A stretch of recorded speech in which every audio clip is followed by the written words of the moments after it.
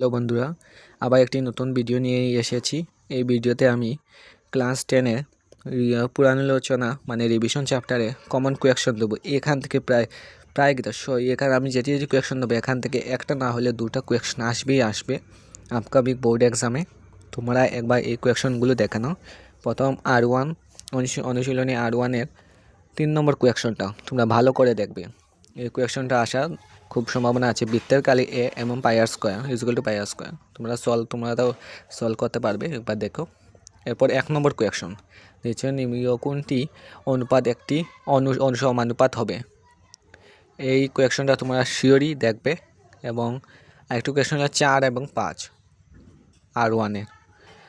R1-এ 4 এবং 5 কোয়েকশনটি তোমরা ভালো করে দেখবে। এই কোয়েকশন থেকে MCQ আসবে। 4 নম্বর তো আসে গত 2024-এ না 5-এ এসেছিল।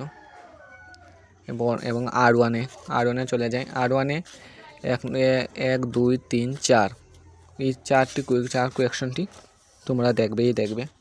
এখান থেকে আসবে প্রায় আসবেই। R2 এই কোয়েকশনগুলো নিম্নোক্ত সংখ্যাগুলো বর্গ সংখ্যায় একক স্থান কি হবে, তোমরা সবটি করবে।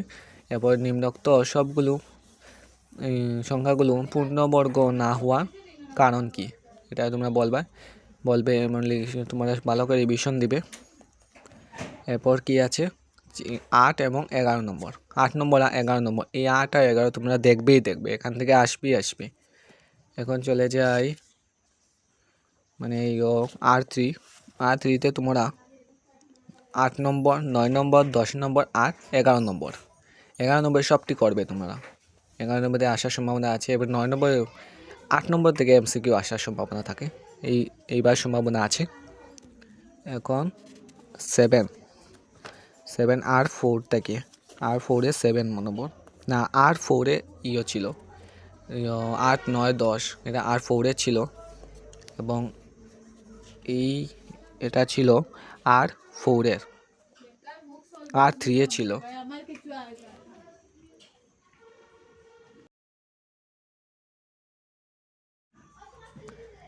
7 নম্বর কোয়েকশন হবে R5-এর 7 নম্বর কোয়েকশন। এবং লাস্ট হবে 11 নম্বর কোয়েকশন হবে। আর এটা উলটপালট করে আমি লিখে মানে পিকচারগুলো দিয়েছি। R4-এর 11 নম্বর। এই কোয়েকশনগুলো তোমরা দেখবে। এখান থেকে আসা খুবই সম্ভাবনা আছে আপকামিং এই বোর্ড এক্সামে 2026। তোমরা বেস্ট অফ লাক এবং আরও রিভিশন করো এই চ্যাপ্টার থেকে। আমি আগামীতে আরও চ্যাপ্টার নিয়ে আসবো। সো আজকের জন্য এটুকুই।